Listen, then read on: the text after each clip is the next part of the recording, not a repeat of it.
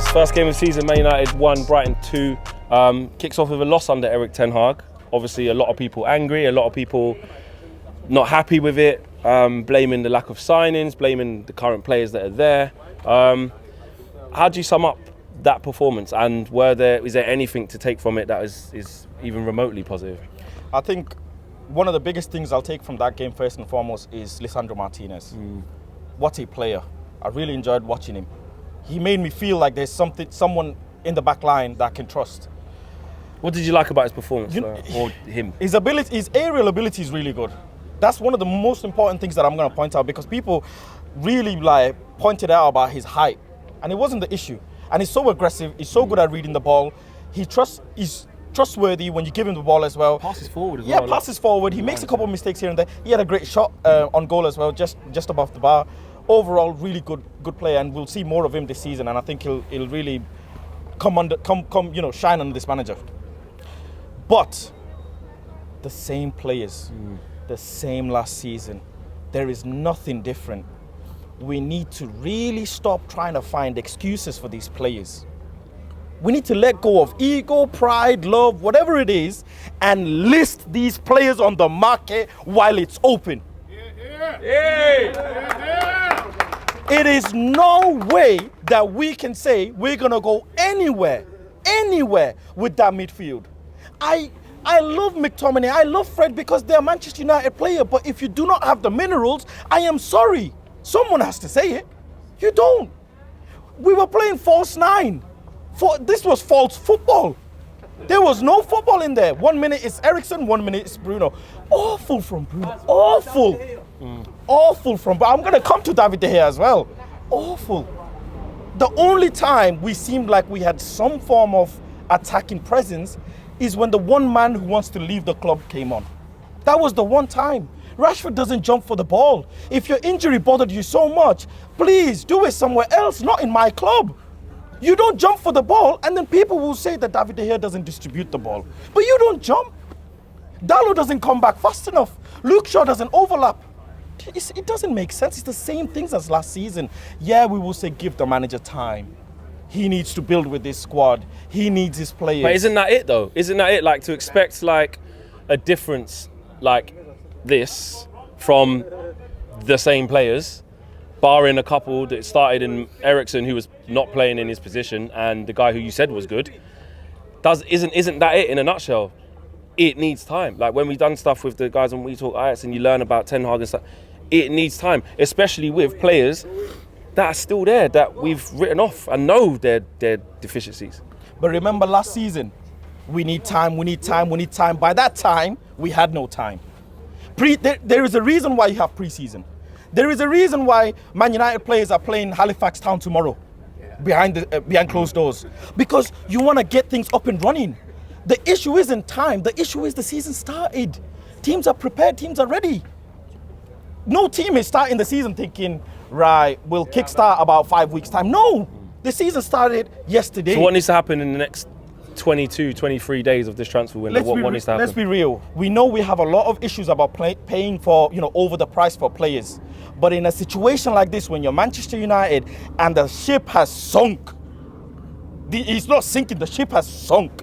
Go and pay whatever money for whoever you need to get this manager and make any deal happen. This Frankie de Jong, Anthony, Šeško, break the bank and go get them. Because he said there's money for the manager, did not? We're burning through money, but he said there's money available for the window. Go get anyone, because when we win, nobody's going to care about the money that we spent for the player. Right now, it's not that the season started. Is that window's still open and we bought one free player, one cheap player, and one player that we paid 10 million extra for. But the manager ain't even got his number one priority. He ain't got a forward, he ain't got a right back, and that's as it is in front of us. We ain't going nowhere flex like this.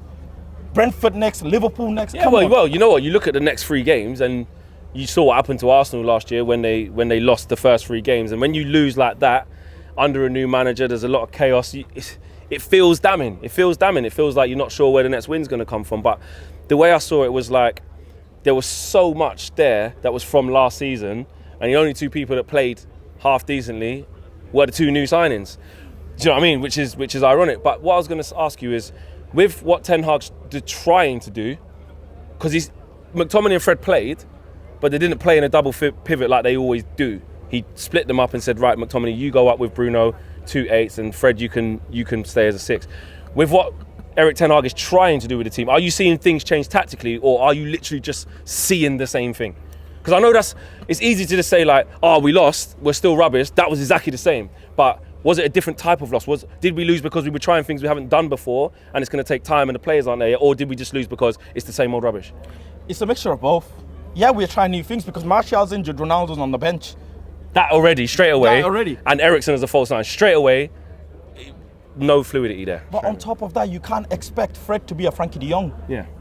Let's be real. They're two different calibers. So out of who we've got there, with the way Ten Hag wants to play, who could have played instead of Fred in that position today?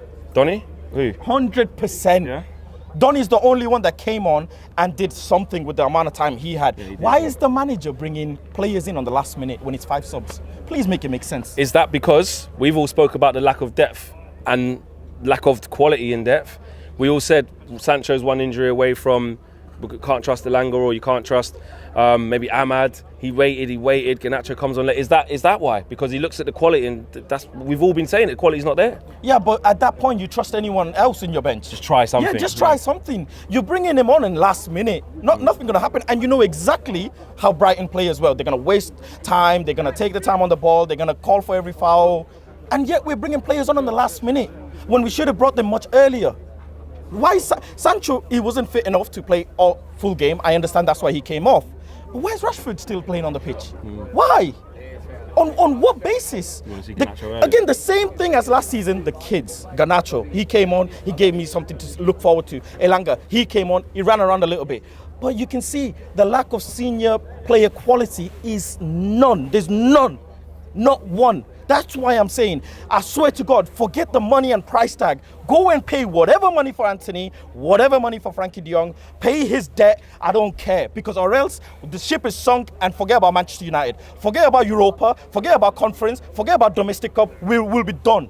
If Brighton are doing this to us on the first game of the season, where the players are supposed to play with some anger, with some passion, the fans are coming out first day of the season, let's go for it boys, new start, and they're playing like this. Dalot doesn't overlap. Dalot doesn't run back. Shaw doesn't overlap.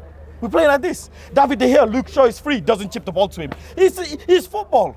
Well, you've defended David De Gea. No, I'm not defending. No. I'm not saying today. I'm saying in general. When the I Hounds. know. So what I'm saying is, how did you assess him today?